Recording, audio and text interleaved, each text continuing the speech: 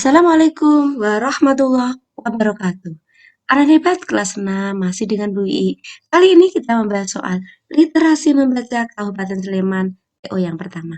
Ayo kita awali belajar kita dengan membaca Bismillahirrahmanirrahim. Gajah sering mengganggu semut dengan menginjak sarangnya hingga rusak.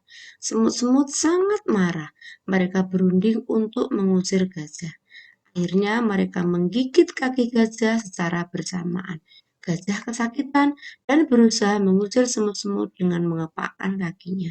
Gajah semakin kesakitan dan berlari meninggalkan hutan. Semut-semut pun bersorak kegirangan karena berhasil mengusir gajah. Bagaimana cara semut mengusir gajah yang sering mengganggu? Semut mengusir gajah dengan cara bersama-sama menggigit kaki gajah.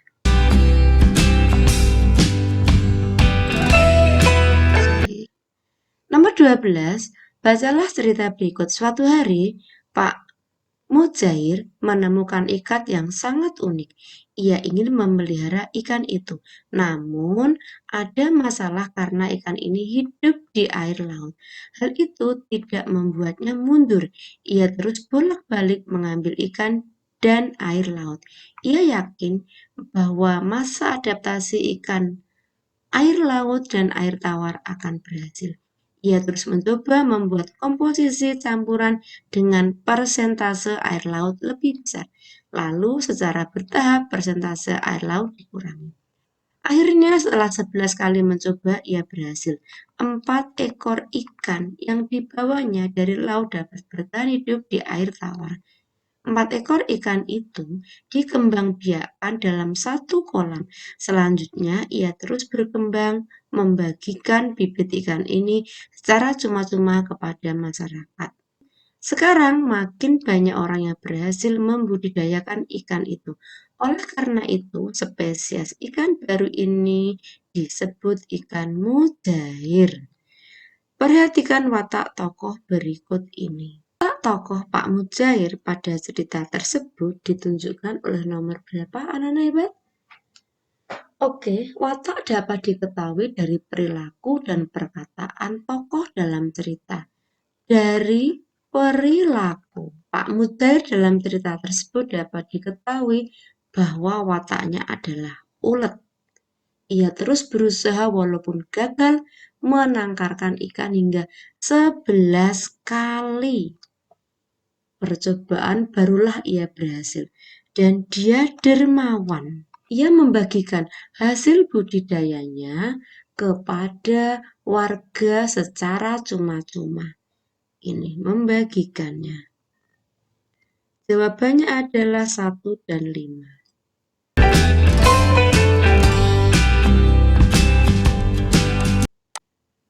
Nomor 13, bacalah paragraf berikut. Iko merupakan kelinci pemalas. Setiap hari Kiko hanya duduk menunggu Kiki, adiknya, membawa wortel untuknya. Suatu hari Kiki sangat lelah. Ia jatuh tersungkur di depan Kiko. Kiko tidak memedulikan Kiki yang terjatuh. Kiko berusaha berdiri untuk menggapai wortel. Tiba-tiba kakinya kesemutan. Kiko pun terjatuh. Kiki tertawa melihat Kiko terjatuh. Wajah Kiko memerah. Ia kesal karena Kiki menertawakannya. Makna wajahnya memerah pada cerita tersebut adalah Kiko marah. Karena pada cerita tersebut disebutkan bahwa Kiko kesal karena Kiki menertawakannya.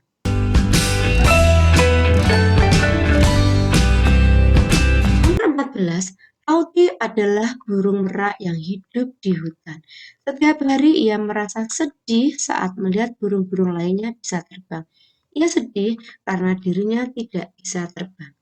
Kalau aku burung, aku seharusnya bisa terbang, tetapi aku tidak punya sayap seperti burung-burung lain, kata Tauti dalam hati. Tauti berpikir keras. Dia memutuskan akan mengumpulkan bulu dari burung-burung lain. Setelah meminta izin, ia mencabut beberapa bulu dari punggung burung hantu. Ia juga mencabut bulu burung beo dan angsa. Setelah itu, Tauti juga meminta bulu dari beberapa burung lainnya. Tauti berhasil mengumpulkan banyak bulu berwarna-warni. Dengan pandai dia menganyam semua bulu yang dikumpulkannya. Tauti memasang bulu-bulu itu ke ekornya dengan hati-hati. Saat dikembangkan, ekornya membuka seperti kipas dan terlihat indah. Melihat bulu ekornya yang indah tersebut, kini Tauti merasa sangat bahagia. Kesimpulan cerita tersebut adalah anak-anak hebat, kesimpulan cerita bisa didapat dari peristiwa terakhir dari isi cerita tersebut, kemudian disesuaikan dengan cerita sebelumnya. Cerita tersebut menceritakan Tauti seekor burung merak yang bersedih karena tidak bisa terbang. Ia mengumpulkan bulu dari burung-burung yang ada di hutan, kemudian memasang di tubuhnya. Akhir cerita, Tauti tidak merasa sedih lagi karena bahagia mempunyai bulu ekor yang indah. Opsi jawabannya adalah Tauti tidak merasa sedih lagi karena bahagia mempunyai bulu ekor yang indah.